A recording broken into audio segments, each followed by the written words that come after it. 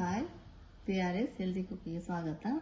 ಇವತ್ತಿನ recipe beetroot carrot ಹಾಕಿ ಸಾಗು ಥರ ಮಾಡಿ ತೋರಿಸ್ತಾ ಇದ್ದೀನಿ. ತುರಿದ್ಬಿಟ್ಟು ಪಲ್ಯ ಮಾಡ್ಕೋಬೋದಲ್ಲ ಅಂದ್ಕೊಂಡಿರೋದು. ಇದನ್ನು ಒಂದ್ಸಲ ಟೇಸ್ಟ್ ಮಾಡಿ ನೋಡಿ, ತುಂಬ ಈಸಿಯಾಗೇ ಇರುತ್ತೆ, ಏನು ಕಷ್ಟ ಆಗಲ್ಲ.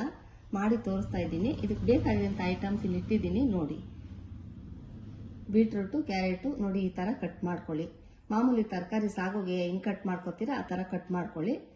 ಅದಕ್ಕೆ ಬೇಕಾಗಿರೋದು ಈರುಳ್ಳಿ, ಟೊಮೊಟೊ, ಧನಿಯಾ ಪೌಡ್ರು, ಸಾಸಿವೆ, ಉಪ್ಪು, ಇದು ಹಸಿ ತೆಂಗಿನಕಾಯಿ ಹಾಕ್ಕೊಂಡಿದ್ದೀನಿ, ಹಸಿ ತೆಂಗಿನಕಾಯಿ, ಕೊತ್ತಂಬರಿ ಸೊಪ್ಪು, ಒಣಮೆಣಸಿನ್ಕಾಯಿ. ಇದಕ್ಕೂ ಹಸಿ ಮೆಣಸಿನ್ಕಾಯಿ ಹಾಕ್ತಾ ಇಲ್ಲ, ಒಣಮೆಣಸಿನ್ಕಾಯಿ. ಏನು ಗ್ಯಾಸ್ಟ್ರಿಕ್ ಬರೋ ಐಟಮ್ಸ್ ಏನಿಲ್ಲ ಇದರಲ್ಲಿ, ಫಸ್ಟ್ ಕ್ಲಾಸ್ ಆಗಿರುತ್ತೆ. ಸಾಗು ಥರ ಮಾಡಿ ತೋರಿಸ್ತೀನಿ, ನೋಡ್ಕೊಳ್ಳಿರಂತೆ ಬನ್ನಿ. ನೋಡಿ, ಕುಕ್ಕರಲ್ಲಿ ಎಣ್ಣೆ ಕಾದಿದೆ. ಎಣ್ಣೆ ಜಾಸ್ತಿ ಬೇಡ, 1-2 ಸ್ಪೂನ್ ಹಾಕೊಳ್ಳಿ. ಸಾಸಿವೆ ಹಾಕ್ತಾ ಇದ್ದೀನಿ.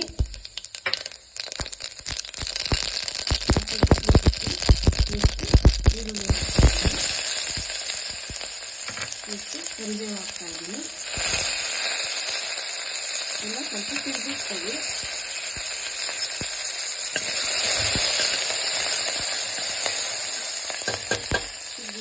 ನೋಡಿ, ಈ ಥರ ಕಟ್ ಮಾಡ್ಕೊಂಡಿದ್ದೀನಲ್ಲ, ಇದೇ ಥರನೇ ಕಟ್ ಮಾಡ್ಕೊಳ್ಳಿ. ಸಾಗು ಥರ ತುಂಬ ಚೆನ್ನಾಗಿರುತ್ತೆ, ಡಿಫ್ರೆಂಟ್ ಆಗಿರುತ್ತೆ. ಯಾವಾಗಲೂ ಪಲ್ಯ ತಿಂತಾ ಇರ್ತೀರ, ಈ ಥರನೂ ಮಾಡ್ಕೊಂಡು ನೋಡಿ, ಸ್ವಲ್ಪ ಡಿಫ್ರೆಂಟ್ ಚೆನ್ನಾಗಿರುತ್ತೆ. ಇದು ಹಾಕ್ತಾ ಇದ್ದೀವಿ.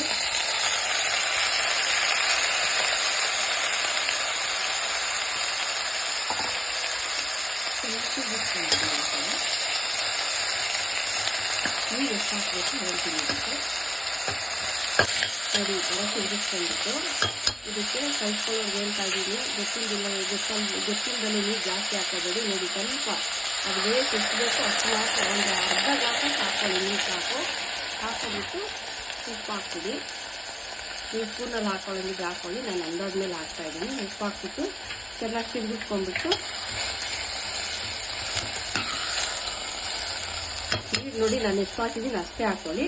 ಕ್ಯಾಪ್ ಹಾಕ್ಬಿಟ್ಟು ಒಂದೇ ವಿಜಲ್ ಸಾಕು, ಬೇಗ ಬೆಂದೋಗ್ಬಿಡ್ತವೆ. ಒಂದು ವಿಜಲ್ ಕೂಗಿಸ್ಕೊಂಡ್ಬಿಡಿ. ನೋಡಿ, ಹಸಿದು ತೆಂಗಿನಕಾಯಿ ಮಿಕ್ಸಿ ಜಾರ್ಗೆ ಹಾಕೋತಾ ಇದ್ದೀನಿ. ಈಸಿ ರೀ, ಇದೇನು ಕಷ್ಟ ಆಗಲ್ಲ. ಸ್ವಲ್ಪ ಧನಿಯಾ ಪೌಡರ್ ಹಾಕೋತಾ ಇದ್ದೀನಿ. ಒಣಮೆಣಸಿನ್ಕಾಯಿ ಹಾಕ್ತಾ ಇದ್ದೀನಿ. ಒಂದು 4-5 ಹಾಕೊಳ್ಳಿ. ಖಾರ ತಿನ್ನೋರಾದ್ರೆ ಒಂದು 6 ಹಾಕೊಳ್ಳಿ ಸಾಕು.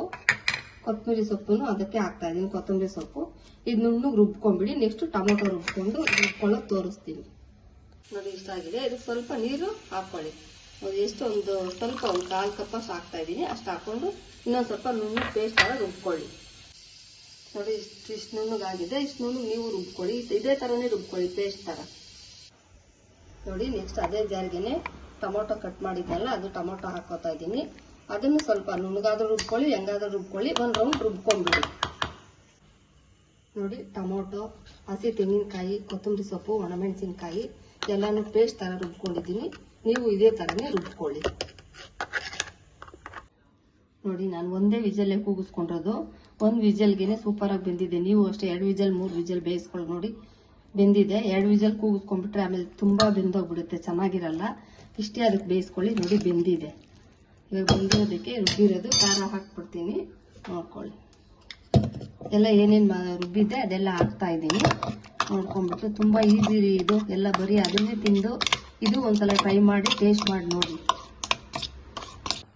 ನೋಡಿ, ಇದು ಮಸಾಲೆ ಖಾರ ರುಬ್ಬಿರೋದೆಲ್ಲ ತೋರಿಸ್ತಾ ಇದ್ದೀನಿ. ಎಲ್ಲ ಮಿಕ್ಸ್ ಮಾಡಿಬಿಟ್ಟು ಈ ಥರ ತಿರುಗಿಸ್ಬಿಟ್ಟು ಒಂದು ಸ್ವಲ್ಪ ಕುದಿಸ್ಕೊಂಬಿಡಿ, ಚೆನ್ನಾಗಿ ಕುದಿಸ್ಕೊಂಬಿಡಿ. ಕಲ್ತ್ಕೊಂಡವ್ರಿಗೆ ಹೇಳ್ತಾ ಇದ್ದೀನಿ, ಏನಾರ ಎಡ್ವರ್ಟ್ ಮಾಡ್ಕೊಂಡು ಸ್ವಲ್ಪ ನೀರೆಲ್ಲ ಜಾಸ್ತಿ ಆಯಿತು ಅಂದರೆ ಗಾಬರಿ ಬೀಳಕ್ಕೆ ಹೋಗಬೇಡಿ. ಒಂದು ಸ್ವಲ್ಪ ಮನೆಯಲ್ಲಿ ಅಕ್ಕಿ ಹಸಿಟ್ಟಿರುತ್ತಲ್ಲ, ಅದೊಂದು ಸ್ವಲ್ಪ ಪೌಡ್ರ್ ಥರ ಮೇಲೆ ಉದುರಿಸ್ಬಿಡಿ. ಚೆನ್ನಾಗಿ ಶಫಲ್ ಆಗಿ ಸೂಪರಾಗಿ ಬರುತ್ತೆ. ಬರೋರ್ಗೆ ಗೊತ್ತಿರುತ್ತೆ, ಬರದೇ ಇರೋರಿಗೆ ಒಂದು ಸ್ವಲ್ಪ ಕಲ್ತ್ಕೊಳಕ್ಕೆ ಹೋಗಿ ನೀರು ಸ್ವಲ್ಪ ಜಾಸ್ತಿ ಹಾಕೊಂಡ್ರಿ ಅಂತ ಅಂದ್ಕೊಂಡ್ರೆ ಒಂಚೂರು ಅಕ್ಕಿ ಹಸಿಟ್ಟಿರುತ್ತಲ್ಲ ಮೇಲೆ ಹಾಕೊಂಡ್ಬಿಡಿ. ಕ್ಲೀನಾಗಿ ಹೊಂದ್ಕೊಂಡ್ಬಿಡುತ್ತೆ. ಸಾಗು ಸೂಪರಾಗಿರುತ್ತೆ. ನೋಡಿ ಫ್ರೆಂಡ್ಸ್, ಬಿಸಿ ಬಿಸಿ ಕ್ಯಾರೆಟು ಬೀಟ್ರೂಟು ಸಾಗು ರೆಡಿಯಾಗಿದೆ. ನೀವು ಇದಕ್ಕೆ ಬಟಾಣಿ ಬೇಕಿದ್ರೆ ಹಾಕೊಳ್ಳಿ. ಇನ್ನೇನು ಮಾತ್ರ ಆ್ಯಡ್ ಮಾಡ್ಕೊಳಕ್ಕೆ ಹೋಗಬೇಡಿ, ಚೆನ್ನಾಗಿರಲ್ಲ. ಬೀಟ್ರೂಟು ಕ್ಯಾರೆಟು ಹಾಕಿದ್ರೆ ಬಟಾಣಿ. ನಾನು ಬಟಾಣಿ ಹಾಕಿಲ್ಲ, ಬೇರೆದಕ್ಕೆ ಹೆಸರುಬೇಳೆ ಅದಕ್ಕೆ ಹಾಕಿ ಯಾವ್ದಾರ ಒಂದು ರೆಸಿಪಿ ತೋರಿಸ್ತೀನಿ. ಪೂರಿ ಸಾಗು ರೆಡಿಯಾಗಿದೆ. ಹೇಗಿತ್ತು ಅಂತ ನೋಡಿ. ಪ್ರತಿ ಸಲ ಹೇಳ್ತಾ ಇದ್ದೀನಿ, ಗ್ಯಾಸ್ಟ್ರಿಕ್ ಬರಲ್ಲ. ದಪ್ಪ ಇರೋರು ಸಣ್ಣಕ್ಕೆ ಹಾಕ್ತೀರಾ. ಬೆಳಗ್ಗೆ ಇದನ್ನು ತಿನ್ಬಿಟ್ಟು ರಾತ್ರಿ ಹೋಗ್ಬಿಟ್ಟು ಹೊರಗಡೆ ಏನಂದ್ರೆ ಅದೇ ತಿನ್ಕೊಂಬರಬೇಡಿ. ನಿಜ ಹೇಳ್ತಾ ಇದ್ದೀನಿ. ನಾನು ಹೇಳಿದ ರೆಸಿಪಿ ಫಾಲೋ ಮಾಡಿ. ನೈಟ್ ಮಲ್ಕೋಬೇಕಿದ್ರೆ ಲೈಟಾಗಿ ಸ್ವಲ್ಪ ರೈಸೋ ಅಥವಾ ಒಂದು ಚಪಾತಿನೋ ತಿನ್ನಿ, ಒಂದು ಬನಾನಾ ತಿನ್ನಿ, ಒಂದು ಗ್ಲಾಸ್ ಹಾಲು ಕುಡಿದು ಫಾಲೋ ಮಾಡಿ. ಎಷ್ಟೇ ದಪ್ಪ ಇರಲಿ, ಸಣ್ಣ ಆಗ್ತೀರಾ, ಎಷ್ಟೇ ಗ್ಯಾಸ್ಟ್ರಿಕ್ ಇರಲಿ ಕಡಿಮೆ ಆಗುತ್ತೆ. ಪ್ರತಿ ಸಲ ಹೇಳ್ತಾ ಇದ್ದೀನಿ.